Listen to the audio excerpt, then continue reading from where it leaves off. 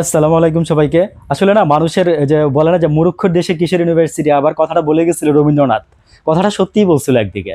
তো দিনাজপুরে ওই যে টাকারের দিনাজপুরে একটা মন্দির, কর্তুজ মন্দির, হ্যাঁ কার্তুজ মন্দির। ওইটা আপনার যে 20 টাকার নোটে আপনার আসছে। তো আমি আসলে এই সিলি নিউজ করি না। তো এইবারে টাকা ছাপাইছে কোরবানি ঈদে, রোজার ঈদে টাকা ছাপায় নাই, কোরবানি ঈদে টাকা ছাপাইছে কিন্তু কোনো মানুষের ছবি ছিল না।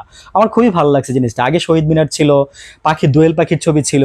তারপরে হচ্ছে মানে এই ধরনের আমরা যখন ছোটবেলায় ছোট দেখছি 2 টাকা নোটে দোয়েল পাখির ছবি দেখছি, অনেকে দেখছেন আপনারা মনে করেন। তো আপনার এই যে এই শহীদ মিনারের ছবি ছিল 20 টাকার নোটে সম্ভবত।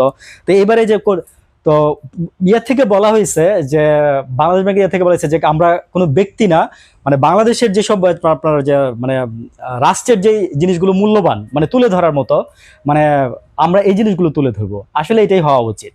তো এই জন্য আসলে এই নিয়ে কারোর কোনো সে থাকার কথা না, কিন্তু অনেকের অনেক ধরনের কথা বক্তব্য আছে এই নিয়ে, যে টাকার গে এই ছবি ওই ছবি ওইটা হলে ভালো ছিল, মুগ্ধর ছবি।